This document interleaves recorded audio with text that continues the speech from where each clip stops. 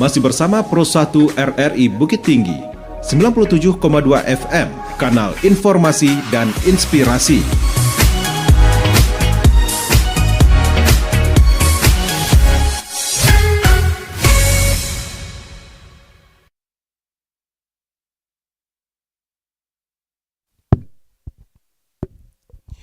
Terima kasih pendengar, masih bersama Pro 1 Radio Republik Indonesia Bukit Tinggi.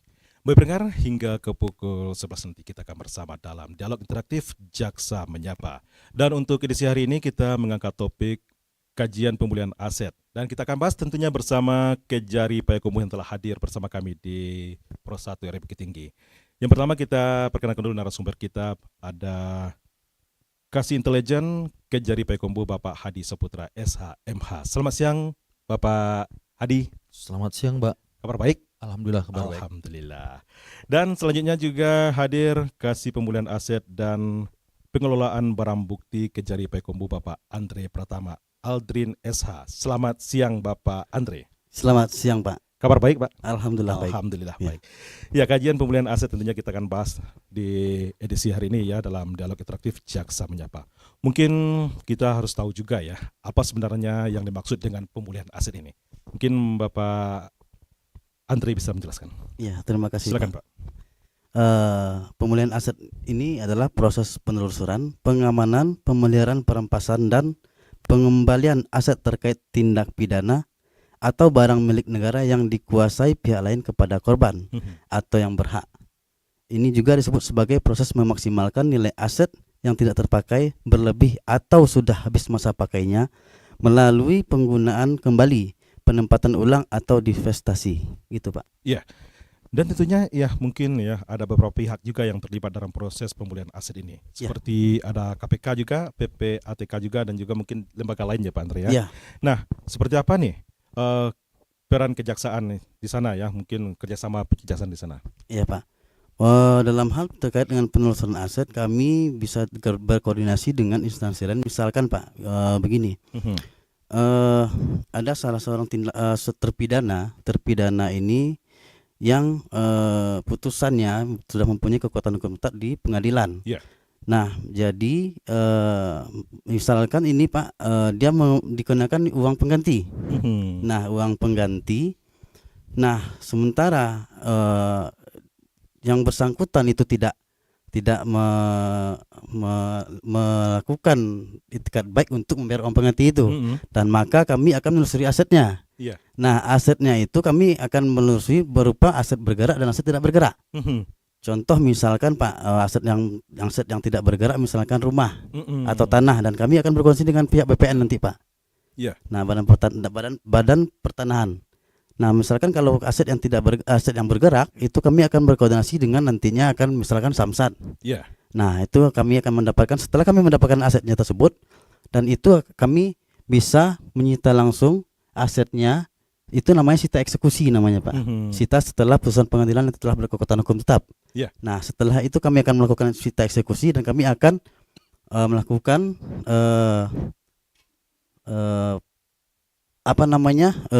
kami akan melakukan pengambilan paksa aset tersebut, dan itu akan dikembalikan kepada negara sesuai dengan berapa uang pengganti yang akan dibayar, yang dibayarkan untuk si uang pengganti yang terpidana tadi Pak. Mungkin itu Pak. Sebelum pengambilan aset secara paksa itu, apakah mungkin ada peringatan dulu nih kepada yang memiliki aset itu ya sebelum ditarik paksa gitu? Iya Pak, itu kan ada jangka waktunya Pak. Misalkan putusan pengadilan itu misalkan dalam jangka waktu 1 bulan, apabila terdakwa tidak membayar uang pengganti, maka harta benda dapat disita oleh jaksa gitu Pak. Nah, mungkin itu jangka waktu itu.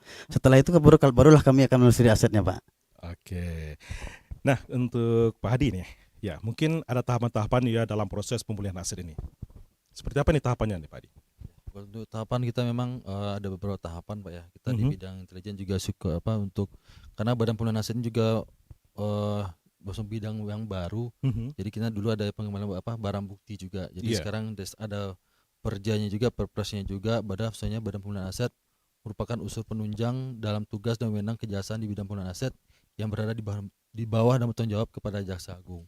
Nah, jadi Badan Pemulihan Aset ini dipimpin oleh Kepala Badan Pemulihan Aset, itu domisilinya ada di Kejaksaan Agung, Pak. Nah, untuk Badan Pemulihan Aset ini punya tugas dan wewenang penyelenggaraan penelusuran dan perampasan.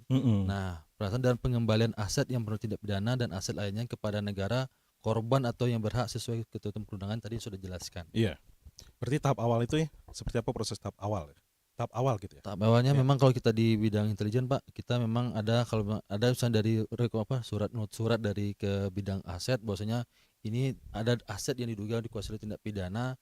Nah, kita sebagai dalam bidang intelijen adalah AGHT-nya Pak, ancaman gangguan hambatan tantangannya. Ya. Sebagaimana kita juga ada penelusuran aset. Nah, ketika ini menelusuran hasil dari tindak pidana, kita juga koordinasi dengan stakeholder terkait. Misalkan dia ada di suatu daerah, tadi disampaikan oleh Pak kasih barang bukti di aset, bosnya ada dikoordinasi dengan BPN. Nah, kita support ke bidang kajian aset Pak. Iya, begitu ya. Nah, tentunya ada dasar hukum dan juga kewenangan dari kejaksaan itu ya Pak ya. Untuk ya mungkin dasar hukumnya untuk menjadi pijakan kejaksaan dalam melakukan pemulihan aset ini. Ya, Pak Andre. Ya, terima kasih Pak. Ini mungkin dasar hukumnya untuk melakukan pemulihan aset ini ada di Undang-Undang Nomor Perpres Nomor 15 Tahun 2024 tentang perubahan ketiga atas Perpres Nomor 38 Tahun 2010 tentang Otorita Kejaksaan Republik Indonesia, dan ada juga Undang-Undang Nomor 11 Undang-Undang Nomor 16 Tahun 2004 junto Undang Nomor 11 Tahun 2021 tentang tugas dan wewenang kejaksaan Pak. Itu Pak mungkin dasar hukumnya. Iya, selain kejaksaan juga mungkin ada yang berwenang seperti KPK juga ya Pak ya, PPATK juga gitu ya. Untuk pemulihan aset ini. Untuk pemulihan aset lembaga lainnya gitu ya yang berwenang. Ya, ada juga Pak yang berwenang untuk melakukan pemulihan aset juga. Selain kejaksaan itu kan juga KPK juga bisa Pak untuk melakukan pemulihan aset itu Pak. Nah, kalau tingkat kejaksaan seperti apa nih kewenangannya? Kewenangan dari maksudnya Pak? Ya, di tingkat kejaksaan untuk pemulihan aset itu. Oh gitu. Ya, kami kalau untuk melakukan pemulihan aset itu kan setelah adanya putusan yang telah berkekuatan hukum tetap Pak. Barulah kami akan melakukan penelusuran asetnya, atau misalkan dari bidang lain, misalkan seksi tindak pidana khusus yang masih dalam tahap melakukan penyidikan, dan misalkan ini bidang lain ini menyurati kami, menyurati bidang PAPBB pemulihan aset, dan untuk melakukan pelacakan aset. Nah, kami akan melakukan pelacakan aset terlebih dahulu Pak. Sebelum adanya putusan itu boleh juga, bisa juga. Tergantung tadi dari bidang-bidangnya meminta gitu, bidang lain yang meminta itu Pak. Iya. Oke, Pak Andre, Pak Adi, juga kita mengundang pendengar kita ya untuk menyampaikan pertanyaannya ya. Karena nih siaran kita ini juga live di YouTube ya, dan pendengar juga bisa menyampaikan pertanyaannya di live chat YouTube ya, atau mungkin bisa komentar di live chat YouTube dengan pertanyaannya tentunya. Silakan pendengar di YouTube RRI Bukit Tinggi. Nah, selanjutnya nih Pak. Dalam kondisi apa ya pemulihan aset itu dapat dilakukan? Dalam hal misalkan seperti yang saya bilang tadi Pak, apabila si terpidana ini tidak mempunyai etikat baik untuk mengembalikan kerugian negara dalam hal uang penggantinya, dan maka kami akan menelusuri aset-asetnya Pak. Menelusuri aset-aset, kami kejar aset-asetnya untuk mengembalikan kerugian negara itu tadi Pak. Nah, itu tujuannya untuk melakukan pemulihan aset ini agar keuangan negara dapat dikembalikan. Iya, betul Pak. Iya, mungkin ya keuangan negara dapat dikembalikan lagi ini seperti apa nih mungkin ya para pelaku itu ya mengambil aset dari negara itu ya, kenapa kok bisa gitu kan, dan seperti apa penelusuran yang dilakukan itu? Berarti mekanismenya Pak? Iya, mekanismenya gitu ya, seperti apa ya penelusuran dilakukan supaya aset mungkin ya si pemilik aset ini ya sebelumnya mungkin itu aset punya negara tapi menjadi miliknya gitu. Seperti apa mekanisme untuk pengembalian itu asetnya? Misalkan begini, barang buktinya ya. Iya. Oh, berarti ini terkait dengan barang bukti Pak. Iya. Kalau barang bukti ini kan ada dua nih Pak, pemulihan aset dan barang bukti, itu dua hal yang berbeda Pak. Pemulihan aset itu artinya kita mencari aset-aset si terdakwa atau terpidana untuk dikembalikan kepada negara gitu Pak. Nah, kalau barang bukti itu barang yang dijadikan sebagai objek untuk dijadikan untuk pembuktian di persidangan gitu Pak. Misalkan ada perkara pencurian. Nah, korbannya misalkan korban pencurian ini berupa satu unit sepeda motor. Nah, jadi setelah putusannya itu sudah berkekuatan hukum tetap, artinya kan kita saya kasih barang bukti, kasih pemenuhan aset dan barang bukti juga itu harus mengembalikan barang bukti itu kepada korban gitu Pak, melalui pengantaran barang bukti gitu Iya, Pak. iya. Nah, kami antarkan ke rumah yang bersangkutan yang sebagai korban gitu Pak. Dan kami akan melakukan pengantaran itu terus Pak. Jadi untuk masyarakat Payakumbuh, kalau seandainya nanti ada yang misalkan jadi korban gitu, nah jadi juga satu takut nanti langsung aja pergi ke kejaksaan atau hubungi kontak person untuk pengembalian barang buktinya gitu Pak. Jadi tunggu aja di rumah gitu ya Pak. Tunggu Nggak aja perlu di rumah. dijemput di kantor gitu ya. Siap. Nggak usah jemput ke kantor, tunggu aja di rumah, telepon saja kontak personnya, mungkin ada itu Pak. Di IG kami ada ya Pak, ada Pak Kasintala gitu. Mungkin gitu Pak. Iya, dan tentunya ya bagi mungkin si korban yang mau mengambil asetnya yang pernah diambil oleh pencuri itu, mungkin ada syarat-syarat tertentu yang perlu disiapkan juga. Mungkin yang syarat-syarat hanya berupa dokumen-dokumen kepemilikan. Dokumen kepemilikan dan misalkan gini Pak, kami kan melihat juga dalam berkas perkara itu barang bukti itu disita dari siapa gitu. Misalkan dari si A ini apakah benar si A ini yang mengambil barang bukti, yang meminta barang bukti ini kembali gitu Pak. Mungkin kami fotokopi KTP atau nanti fotokopi STNK, mungkin sih begitu aja Pak. Oke. Nah, apakah publik dapat mengakses informasi ini terkait aset yang sedang diproses nih? Boleh Pak. Boleh. Berarti bisa mengikuti gitu ya prosesnya. Boleh. Misalkan dalam pemulihan aset misalnya, kalau masyarakat ada misalkan nantinya kami ada terpidana yang misalnya dikenakan uang pengganti dan kami menelusuri asetnya dan masyarakat mengetahui aset-asetnya di mana. Dan biasanya kan terpidana ini kan bisa menyembunyikan aset Pak. Banyak juga yang menyembunyikan aset. Nah nanti kalau seandainya masyarakat yang ada mengetahui lokasi aset-aset terpidana ini bisa memberitahukan kami. Dan untuk melakukan terkait dengan barang bukti itu kan terkait pemulihan aset Pak. Dan barang bukti, terkait dengan barang bukti itu kami membuka selebar-lebarnya. Barang bukti ini kan kami akan melakukan pengantaran dan kami akan melakukan penyimpanan dengan baik barang buktinya dan kami tidak akan menutupi dan kami itu informasinya terbuka semuanya Pak. Oke. Terbuka. Nah tentunya publik bisa mengakses informasinya juga terbuka semuanya dan publik mengetahui gitu ya Pak. Mengetahui Pak. Nah, apakah ada data statistik nih atau indikator keberhasilan nih Pak Adi? Memang untuk saat ini kita memang di dalam penanganan perkara di Kejaksaan Negeri Payakumbuh memang kita sedang berjalan nih Pak. Sedang berjalan, sedang proses sidang sedang jalan. Tapi nanti kita lihat ke depan nanti bagaimana hasil dari putusan perkara pidana itu nanti Pak. Berarti bisa diukur ya? Bisa diukur nanti ya. Tapi untuk tahun ini kita ada proses persidangan sedang berjalan. Bisa prosesnya lama nih Pak? Mungkin waktu dekat juga sih Pak. Sifatnya. Tapi perlu saya tambahkan, ketika untuk barang bukti tadi dan pengembalian barang bukti tadi itu semuanya gratis Pak ya. Gratis. Tanpa biaya dan dari sejak sampai hari ini, dari awal tahun sampai hari ini kita alhamdulillah sudah 50 lebih mengantarkan barang bukti Pak. 50 tempat kami antarkan barang buktinya. Tanpa dijemput yang gitu punya Pak. Gitu ya. Iya siap. Diantarkan ya. Cukup senang juga jadi masyarakat itu ya. Karena tanpa dipungut biaya. Diantarkan ke alamat masing-masing tanpa ada dipungut biaya juga. Tanpa dipungut biaya Pak. Cukup dengan mungkin surat-surat kepemilikan gitu ya Pak ya. Iya. Nah tentunya ada ya faktor yang menghambat itu prosesnya. Apa sih nih yang sering terjadi ini? Kalau faktor menghambat mungkin tidak. Kalau secara teknis juga? Secara teknis mungkin kami masih belum mempunyai mobil pengantaran Pak. Nah itu. Jadi sehingga nanti misalkan motor yang tidak hidup misalnya Pak. Jadi staf kami lah yang mendorong motor itu. Gitu. Jadi itu kendala kami mungkin sih Pak gitu Pak. Cuman kami tetap walaupun tetap diantarkan gitu Pak. Iya. Jadi selama ini didorong aja ya kalau nggak hidup gitu ya. Iya betul Pak. Atau sewa mobil lain ya. Sewa mobil lain juga bisa kalau memang memungkinkan untuk anggaran yang ada, mungkin kami sewa mobil, teman lebih banyak mendorong Pak kayaknya Pak. Berarti itu ya prosesnya dari penelusuran hingga pengembalian ke negara juga ya Pak ya, ke pemiliknya juga ya. Iya betul. Tentunya juga ada proses hukumnya ya. Kalau menurut hukum seperti apa nih prosesnya gitu ya Pak Adi? Proses hukum bagaimana? Iya, bagaimana masing-masing diproses menurut hukum gitu ya. Kalau ini si pemilik gitu kan kehilangan asetnya karena dirampas dan pengembaliannya kepada dia lagi, tentunya ada prosesnya di dalam hukum itu? Seperti apa? Jadi kalau kita bicara prosesnya itu Pak, misalnya tadi disampaikan ketika itu sedang proses dalam pidana berjalan misalkan, Mhm. ini kan karena kita banyak perkara pidana contoh sederhananya saja ini perkara pidum Pak, pidana umum. Karena misalkan motor ini dijadikan misalnya mobil travel nih Pak. Iya. Ketika itu digunakan sebagai sarana kejahatan, otomatis ini kan sebagai barang bukti kita di persidangan.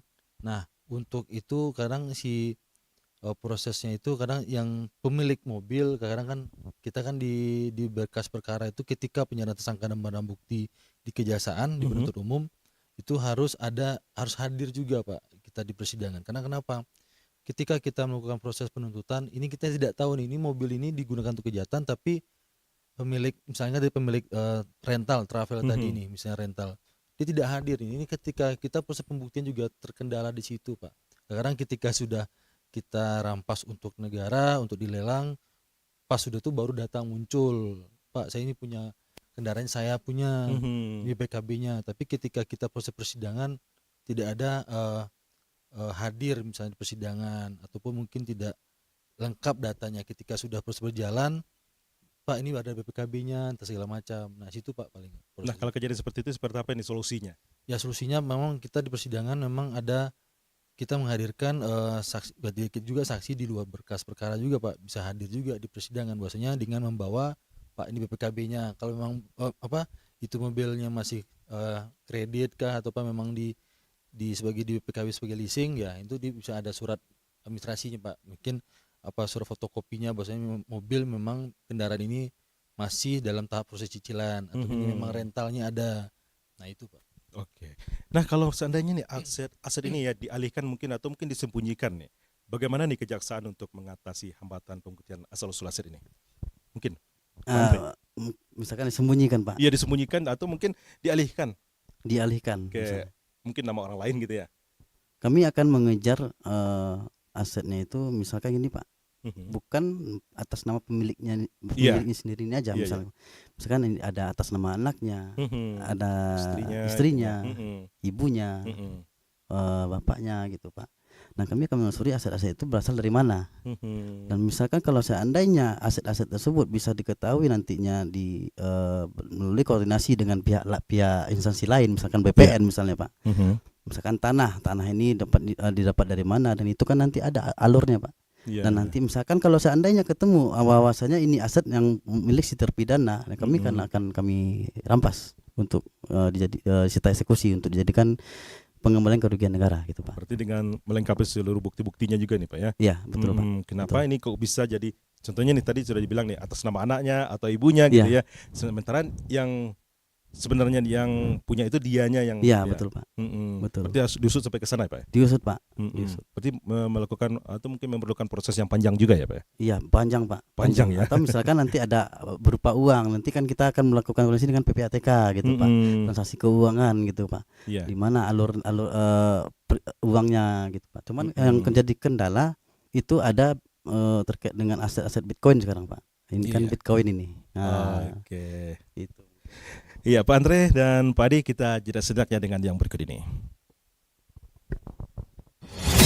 Anda masih bersama Pro 1 RRI Bukit Tinggi 97,2 FM, kanal informasi dan inspirasi.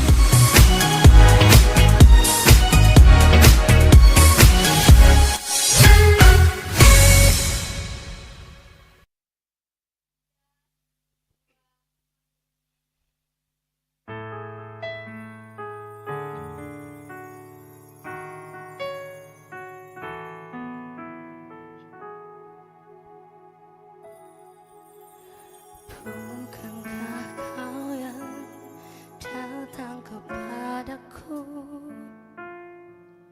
perhatianmu tumbuhkan rasaku,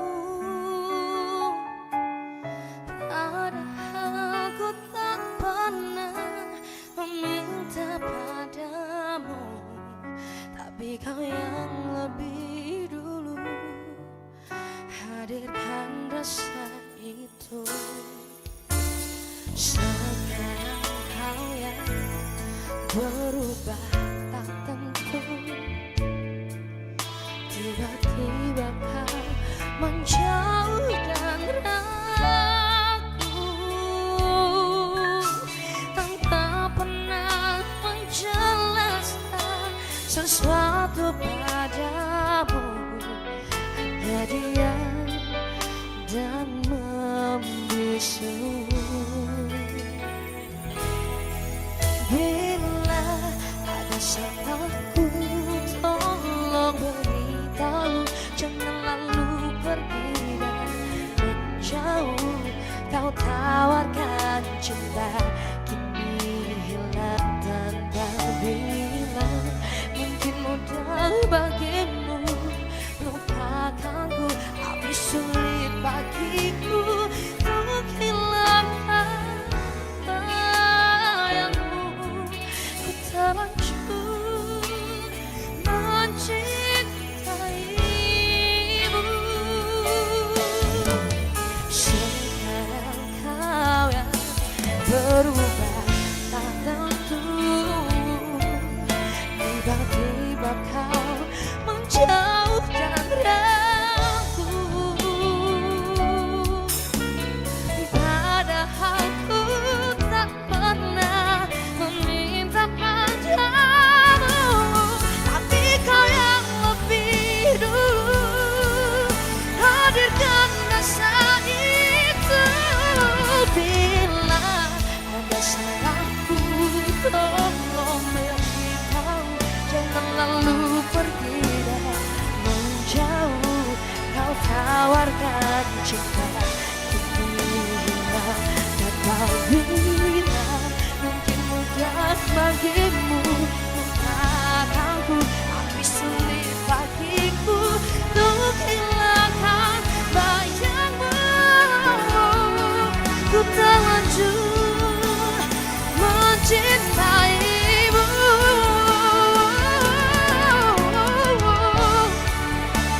Andai ku tahu dan sesakit ini, ku takkan mungkin mencintaimu sedalam ini. Sialnya saat kau pergi, ku terus menanti. Kau yang buatku jatuh hati, kini hilang tak kembali.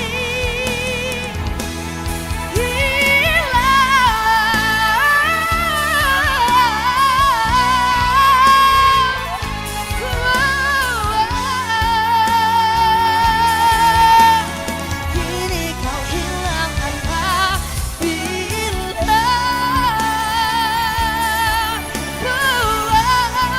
Apa sulit bagiku untuk hilangkan bayangmu. Ku terlanjur mencintaimu.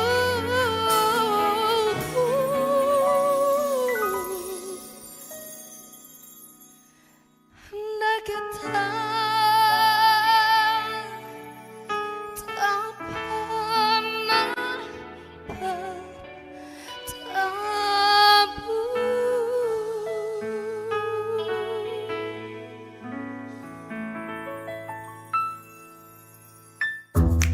Wih, keren banget nih. Katanya ada obat herbal bisa mencegah sakit gigi seumur hidup. Ada hoax tuh. Widih. Ini juga keren nih. Ada sumber energi baru PLTH, pembangkit listrik tenaga hampa. Iya, itu juga hoax kali. Lu bacanya apaan sih? Aduh, pantesan portal abal-abal lu baca. Kalau mau baca berita yang lengkap tapi udah verified, mulai dari berita nasional, internasional, olahraga, gaya hidup sampai hiburan, lu cukup klik rri.co.id. Di situ lu juga bisa streaming RRI digital. Aduh, makanya cek dulu biar gak kegocek di rri.co.id. Anda sedang mendengarkan Pos 1 RRI Bukit Tinggi 97,2 FM, kanal informasi dan inspirasi.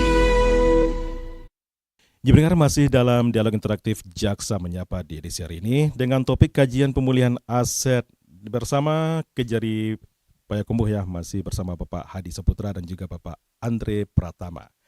Nah, Pak Andre ya. Iya, Pak. Seperti apa nih untuk pelacakan aset kripto nih yang sering bergulir misalnya? Ya, terima kasih Pak. Ya. Untuk aset kripto sekarang kan sudah banyak tuh Pak, Ya. para pelaku kejahatan itu menyembunyikan asetnya di mata uang digital, ya, seperti kripto, Bitcoin. Nah itulah yang juga menjadi kendala juga bagi kami kalau seandainya ada di daerah-daerah yang bertemulah dengan kondisi yang seperti itu, mungkin kami akan melakukan koordinasi dengan Badan Pemulihan Aset di Kejaksaan Agung, Pak. Iya, karena asetnya nggak berbentuk nih Pak ya. Iya, betul Nah, Pak, betul. Mungkin itu Pak, mungkin kami akan melakukan koordinasi dengan Badan Pemulihan Aset di Kejaksaan Agung gitu Pak. Iya. Dan juga nih ada aset yang dimusnahkan itu ya. Seperti apa ini pemusnahan aset yang sudah ingkrah itu? Oh, pemusnahan aset, Iya. iya Pak. Untuk pemusnahan barang bukti maksudnya Pak. Iya.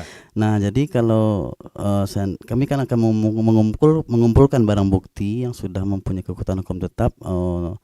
Dalam hal ini putusan pengadilannya itu dirampas untuk dimusnahkan, dan kami akan mengumpulkan Pak semua, misalkan narkotika, Iya. terus ada barang bukti yang lainnya kami akan mengumpulkan, dan kami dalam 2 kali setahun itu akan melakukan pemusnahan barang bukti di kantor Kejaksaan Negeri Payakumbuh, dan kami akan mengundang pihak-pihak terkait untuk menyaksikan barang pemusnahan itu Pak. Ini barang bukti yang Ini sudah barang bukti yang sudah dan juga akan dimusnahkan itu ya, diperlihatkan betul. dulu ya Pak ya. Diperlihatkan Pak, diperlihatkan. Ya. Nah, kalau seandainya nih ada aset hasil korupsi nih Pak. Seperti apa nih untuk prosesnya? Sama Pak, kami akan melakukan penelusuran, pelacakan asetnya, dan akan kami cek asetnya. Nah, kalau seandainya asetnya ini berhubungan dengan si terpidana, maka kami akan merampas aset-asetnya itu gitu Pak. Berarti memang harus ada Untuk pembuktian pemberian dulu kerugian ya. negara, iya betul Pak. Kalau untuk aset yang mungkin yang diperoleh dari illegal logging deh. Sama Pak, Sama sama, ya? prosedurnya sama, prosedurnya sama Pak, Sama ya. Oke. sama. Ya Pak Adi. Ya. Mungkin ada kendala nih dalam proses pemulihan aset ini ya. Ya, memang untuk kendala kita memang sampai saat ini Pak, mungkin kita ini karena keterbatasan lahan Pak. Jadi ketika ada illegal logging, kan kayu-kayunya kan ketika penyerahan dari tersangka dan barang bukti ke kita juga lahannya juga terbatas Pak. Juga terbatas. Jadi sekarang kayu ini juga banyak berapa kubik. Jadi pas kita ini juga kita terkendala dalam tempat penyimpanan. Terus kalau kita ini kan ada kasus perkara dalam solar Pak. Yang penyalahgunaan BBM subsidi. Nah, ketika kita sudah melakukan tahap 2 dari penyidik kejaksaan, itu kan solarnya ada Pak. Yeah. Nah, ini juga kita harus, ini bidang di intelijen juga harus AGHT-nya Pak, ancaman gangguan hambatan tantangan. Ini ancamannya nanti ketika minyak solar itu kita simpan di gudang barang bukti.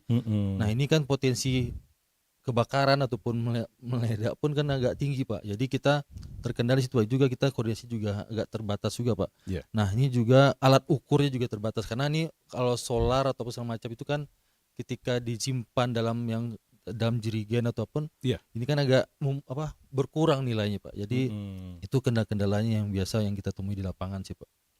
Terus yang kalau kita tahap 2 dalam proses dari tersangka, dari penyidik ke penuntut umum, sekarang ada barang ini sudah misalkan ada yang rusak. Nah, ini juga harus kita konfirmasi juga kepada tersangkanya tadi. Apakah barang yang diperlihatkan, makanya kita perlihatkan dulu kepada tersangka, barang buktinya ini loh. Nah, jangan nanti Pak ini barangnya kurang ataupun berkurang atau rusak. Jadi ketika kami lakukan setelah ingkrah tadi sudah tetap, ketika itu dikembalikan kepada yang berhak sesuai dengan putusan pengadilan. Nah, sekarang ini loh yang sudah adanya. Jadi kita juga lengkapi dengan berita acara, juga dokumentasi Pak. Ini penting juga untuk kita, karena ketika ada dokumentasi ini otomatis nampak realnya seperti apa Pak. Gitu Jelas jadinya ya. Ya. Nah, kita tahan dulu nih Pak. Ini ada pertanyaan juga nih dari pendengar kita ya. Ada Ami nih. Untuk Pak Andre nih katanya nih. Pak Andre, apakah langkah-langkah yang diambil untuk memastikan nilai barang rampasan itu tidak mengalami depresiasi selama proses pemulihan? Oh, iya Pak. Berarti depresiasi pengurangan nilai aset gitu ya Pak. Nah, langkah-langkahnya misalkan gini Pak, kami ada kejadian waktu kita melakukan penyimpanan barang bukti berupa pertalit. Pertalit. Jadi pertalit itu kan menyusut Pak. Menyusut. Nah, jadi ketika nanti pada saat kita ambil itu kan pada saat proses tahap 2 penyerahan tersangka dan barang bukti dari penyidik ke penuntut umum. Dan barang buktinya pun kita simpan di gudang penyimpanan barang bukti. Nah, setelah itu proses berlanjut persidangan mungkin memerlukan waktu beberapa bulan, Pak. Dan artinya kan itu kan melakukan penyusutan, terjadinya penyusutan terhadap barang bukti itu. Nah, kami mungkin akan melakukan penimbangan ulang dan berkoordinasi dengan pihak-pihak terkait lainnya, Pak. Setelah putusan ingkrah, kami akan mengundang kembali misalkan KPKNL misalnya, Pak, untuk melakukan penghitungan terkait barang bukti ini. Ini barang bukti sudah ingkrah dan kami barang bukti ini pertalit dan ini terjadinya penyusutan. Nah, itu dihitung lagi, Pak. Dihitung kembali barang buktinya gitu, Pak. Nah, ini masih untuk Pak Andre nih pertanyaannya ya. Apakah ada langkah-langkah yang diambil nih untuk memastikan nilai barang rampasan itu tidak mengalami depresiasi selama proses pemulihan? Udah ya? Yang tadi ya? Iya. Nah, ini nih Pak. Oh gitu, salah. Pak, bagaimana nih pelaksanaan putusan pengadilan terkait pemulihan aset ini? Ini putusan pengadilannya nih? Putusan pengadilan, Pak? Iya.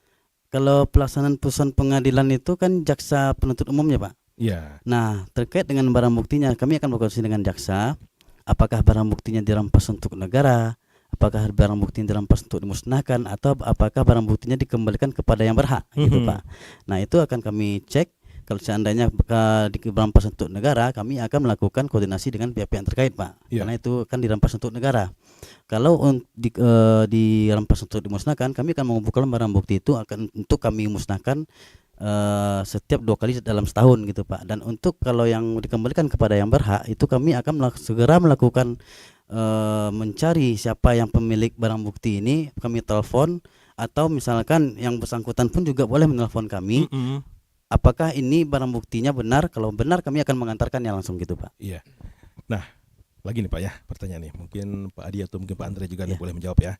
Pak, bagaimana nih dengan peran pusat pemulihan aset dalam koordinasi pemulihan aset di tingkat nasional dan internasional nih? Pak Andre ya? Ya, boleh, Pak. Koordinasi dengan maksudnya dengan ini bagaimana dengan peran pusat pemulihan aset dalam koordinasi pemulihan aset itu di tingkat nasional dan juga di tingkat internasional nih? Koordinasinya seperti apa nih? Kalau tingkat nasionalnya seperti apa? Mungkin dari Kejari Kumbu gitu kan? Nah, iya Pak, mungkin gini Pak, contohnya kami ada aset berupa tanah misalnya Pak, tanah di daerah Mungka Pak, tanah itu sudah lama sejak tahun 2015 belum juga ada pembelinya Pak, padahal kami sudah melakukan pelelangan melalui KPKNL. Nah, akhirnya kami sekarang ini bersurat ke Badan Pemulihan Aset Pak, karena kami tidak bisa melakukan pelelangan dan kami akan meminta petunjuk kepada Badan Pemulihan Aset bagaimana ini barang bukti ini, bagaimana ini aset ini berupa tanah ini yang ada di Mungka ini gitu Pak. Nah, itu kami sudah mengirimkan surat kepada Badan Pemulihan Aset dan ini kami Badan Pemulihan Aset sudah berkoordinasi dengan pihak Badan Pemulihan Aset dan sekarang masih dipelajari gitu Pak. Nah, untuk internasional pun Badan Pemulihan Aset juga ada koordinasi Pak melalui kedutaan mungkin kan Pak. Aset-aset di luar negeri pun ada juga Kejaksaan Agung gitu Pak. Mungkin gitu Pak. Oke. Nah, selanjutnya nih juga pertanyaan dari YouTube ya. Pak Kejari, bagaimana nih proses pengamanan aset dilakukan setelah penyitaan nih? Seperti apa nih prosesnya? Ya Pak Adi. Boleh saya tambah Pak. Ini pertanyaan setelah pengamanannya Pak ya? Iya. Oke. Proses pengamanan aset itu ya yang dilakukan setelah penyitaan. Nah, kita dalam proses penyitaan itu kita harus ada izin dari Ketua Pengadilan Negeri setempat. Nah, ketika sudah misalkan berupa mobil Pak, misalkan tadi. Ini ketika sudah mobil kita sita kendaraan atau sepeda motor ataupun yang berupa yang bergerak itu kita ada tadi saya sampaikan ada gudangnya gitu Pak, ada tempat barang tempat gedungnya kita simpan. Nah, bagaimana itu ketika itu berupa aset tidak bergerak misalnya tanah. Nah, kita biasanya kalau kita di dalam penanganan tindak pidana korupsi itu segala macam, kita ada kasih pelang di situ Pak. Bahwasanya barang ini tanah atau bangunan sudah disita oleh kejaksaan berdasarkan izin dari Ketua Pengadilan setempat, misalkan di daerah Payakumbuh misalkan Pak. Ini bisa kita kasih line kita pakai line itu Pak. Itu bisa juga kita kasih pagar juga. Bahwasanya terus kita kasih pelang. Bahwasanya ini tanah bangunan ini telah kita sita dalam proses penanganan perkara tindak pidana korupsi kah atau tindak pidana umum kah atau yang lainnya, Pak. Oh, gitu. Nah, setelah itu ya mungkin setelah ada merek pelang gitu ya, seperti tanah itu tidak bisa digunakan lagi oleh yang pemilik sebelumnya gitu Pak ya. Ya, berarti sampai mempunyai ikutan hukum tetap. Ikutan hukum tetap gitu. Apakah Kejaksaan memiliki program atau mungkin unit khusus nih yang untuk menangani pemulihan aset ini? Ada programnya juga nih Pak Andre ya? Iya, ada Pak. Ada unit khususnya juga. Unit khususnya ya kami selaku kasih seksi bidang pemulihan aset dan pengelolaan barang bukti gitu Pak. Iya. Itu Ada programnya juga seperti apa? Programnya mungkin kami singkat aja Pak programnya. Programnya itu kan Sikabu namanya Pak. Nah, Sikabu itu siap kelola dan antar barang bukti gitu Pak. Nah, itu Pak mungkin. Berarti barang bukti mungkin yang sudah inkrah, yang mungkin sudah jelas pemiliknya diantarkan ke rumah. Diantarkan langsung. Tapi ada kendala juga ya tadi ya Pak dia. Bahwasanya untuk mengantarkan barang bukti itu ya ke pemiliknya tidak ada kendaraan gitu ya. Kalau seandainya nih kalau kendaraannya hidup sih nggak apa-apa ya, bisa ditunggangi gitu ya, bisa naik. Tapi kalau kendaraannya tidak hidup ya tambah tugas begini. Tapi bagaimanapun itu tetap kita karena tugas dan fungsi kita sebagai ini tetap kita laksanakan juga. Iya. Oke. Nah, kalau untuk mempercepat dan juga memperluas keberhasilan pemulihan aset ini, mungkin ada inovasi terbaru dari Kejaksaan? Itu tadi Pak, Sikabu dan kami akan terus memberitahukan kepada masyarakat bahwasanya barang bukti ini ayo jemput kalau misalkan sebagai korban tindak pidana dan asetnya barang buktinya itu masih di kami, kontak kami, telepon kami akan segera memproses dan kami akan mengantarkan barang bukti itu kepada yang bersangkutan gitu Pak. Iya. Nah, tentunya juga nih karena di dunia teknologi gitu ya, segalanya itu digitalisasi gitu ya, pakai digital dan teknologi informasi juga ya. Nah, dalam mendukung kinerja Kejaksaan nih dalam pemulihan aset seperti apa nih peran digitalisasi atau teknologi ini, teknologi informasi ini? Mungkin Pak kasih intel yang boleh Pak, ini kita dengan zaman sekarang ini kita juga tidak bisa lepas dari itu. Tapi setidaknya kita punya Instagram sendiri, media sosial dengan Kejari Payakumbuh. Nah, tadi saya sampai Pak kasih barang bukti dan aset. Ini kendala kita juga sampaikan juga ketika sudah barang inkrah sudah kita telepon yang bersangkutan. Kita hubungi, kita datangi Bu ini, maka tadi solusinya kita antar. Nah, kadang-kadang sudah kita kadang pas kita antar tidak ada di alamat Pak, karena alamatnya beda. Nah, ketika kita minta jemput ke kantor Kejaksaan sendiri, nah itu bisa kita ada Instagramnya juga, ada Facebooknya juga ya, ada bisa nanti di situ Pak, kita bisa di DM di situ. Iya, di situ ya. Berarti memanfaatkan media sosialnya ya. Jadi saya minta juga ke masyarakat Payakumbuh dan sekitarnya juga, kita juga 2 wilayah nih Pak. Payakumbuh Kota Madia Payakumbuh dan Kabupaten Maupun Kota. 50 kota juga yang mencakup wilayahnya ya. Jadi juga 2 wilayah pengadilan juga di situ Pak, Pengadilan Payakumbuh dan Pengadilan Negeri Tanjung Pati. Nah, karena memang wilayah cukup besar, jadi ketika ada hal yang sudah inkrah ya kami mohon juga peran aktifnya dari yang masyarakat tadi, ketika barang bukti sudah inkrah ya datang juga ke kami, karena juga kita juga banyak juga barang bukti, tapi ketika sudah kita selesai inkrah ya kita hubungi juga yang bersangkutan Pak. Nah, itu. Ya, kalau untuk proses ya seperti tadi juga ada ditanyakan tentang aset hasil korupsi ini. Nah, sejauh mana nih efektivitas pemulihan aset oleh Kejaksaan dalam proses mungkin kasus korupsi ini? Mungkin seperti tadi Pak, yang kalau aset tindak pidana korupsi yang telah kami sita eksekusi itu berupa mesin pemotong padi, terus tanah dan berupa bangunannya di daerah Mungka Pak. Itu telah kami rampas dan kami sita eksekusi, dan tanah itu sudah kami lelang, dan tapi kendalanya masih sampai sekarang ini belum ada pembelinya Pak.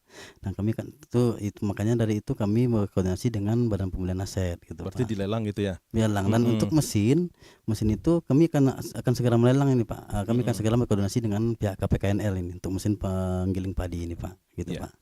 Nah, kalau untuk mekanisme nih, untuk evaluasinya atau mungkin pelaporan publik ya terhadap hasil pemulihan aset ini oleh Kejaksaan seperti apa nih? Iya, seperti pelaporan publik terhadap hasil pemulihan aset ini, tentunya kan ada mekanisme evaluasinya juga nih. Seperti apa evaluasinya itu Pak? Evaluasi untuk Iya aja kan ada yang melaporkan ini. Iya, seperti apa nih? Iya, evaluasinya ini barang hasil, contohnya hasil korupsi ini seperti apa? Kalau evaluasi untuk kami maksudnya Pak? Ya, Untuk dari kami, kejaksaan gitu ya. Dari kejaksaan untuk Ya, dari pelaporan publik. dari publik. pelaporan publik. Ya.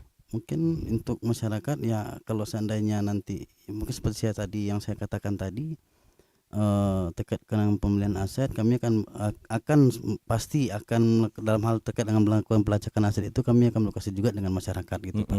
Dan untuk pengembalian barang bukti kami menghimbau masyarakat kalau seandainya ada yang menjadi korban dalam hal tindak pidana misalkan dan barang buktinya itu dijadikan barang bukti dan disita dan untuk pembuktian di persidangan. Nah, pada saat melakukan pengembalian segera kontak kami. Kami akan mengantarkan ke alamat yang bersangkutan gitu Pak. Iya, terima kasih Pak. Oke, terakhir nih Pak ya sebagai closing statementnya nih, mungkin ada pesan juga nih kepada masyarakat kita ya tentang aset itu ya. Silakan nih Pak Adi dulu ya. Oke. Memang ini Pak, sekarang untuk aset ini memang harus betul-betul kita waspadai juga. Maksudnya ini aset yang kadang kan orang ketika menggunakan tadi saya kan katanya sudah mobil Pak, kendaraan. Ini betul-betul dicek betul lah, karena ini orang misalnya kita merental mobil, menyewakan mobil ini betul-betul dijaga juga keamanannya. Karena kenapa? Ketika sudah dirental beberapa hari tidak kembali asetnya, terus juga betul-betul diteliti betul Pak. Siapa yang bawanya? Siapa yang bawa apa gimana? Karena nanti itu rawan untuk digunakan sebagai sarana kejahatan juga itu saat ini Pak. Iya, memang sering terjadi seperti itu ya Pak ya. Iya. Melarikan mobil rental gitu ya. Iya betul. Iya. Oke, Pak Andre, silakan Pak Andre. Mungkin untuk dari saya ini untuk mengimbau kepada masyarakat, bantu kami untuk melakukan penelusuran aset. Jika ada penelusuran aset nantinya, bantu kami agar nantinya pengembalian kerugian negara dapat dipulihkan. Tanpa masyarakat kami tidak akan bisa bekerja semaksimal gitu mungkin Pak. Iya, oke. Terima kasih Pak Andre, Pak Adi telah Sama-sama, bersama RRI Bukit Tinggi di Dialog Interaktif Jaksa Menyapa untuk edisi hari ini. Baik pendengar, sampai di sini Dialog Interaktif Jaksa Menyapa dengan topik kajian pemulihan aset bersama Kejari Payakumbuh. Kita jumpa lagi di kesempatan berikutnya. Wassalamualaikum warahmatullahi wabarakatuh. Waalaikumsalam. Waalaikumsalam warahmatullahi wabarakatuh.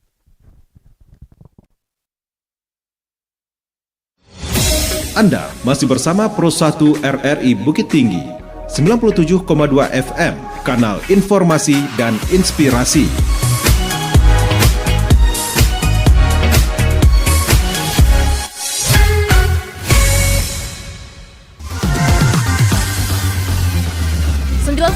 satu Pradua film teman terbaik kamu. Kita bacain dulu postingan teman Pradua. Kali ini ada Mariana yang katanya pengen titip salam buat Mbak Nur yang lagi di Paris. Semangat berjuang ya. Wah, kalau gitu aku puterin di lagu spesial buat kamu yang lagi berjuang tapi belum pernah diperjuangkan ya.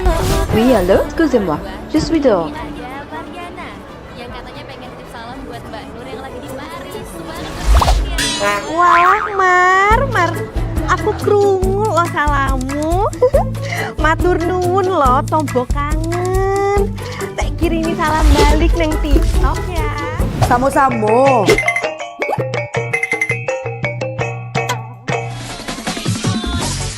Bundo, jangan main TikTok tarui. Ho ho ho ho ho ho ho. Bundo, awak baru dapat info lowongan Karajo di aplikasi. Elok-elok buyuang, banyak panipu. Indang lah Bundo. RRI News.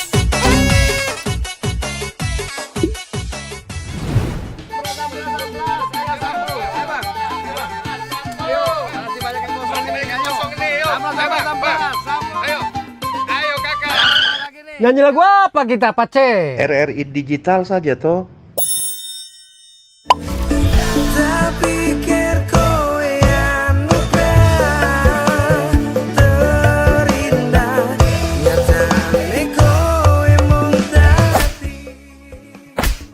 Paten kali lagu campur sari ini. Sesekali jazz lah.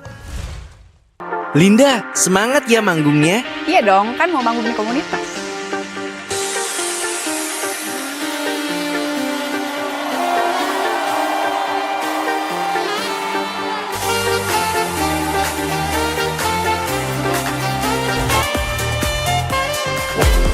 RRI ada di berbagai platform. Sekarang banyak cara menikmati RRI. Kamu yang mana?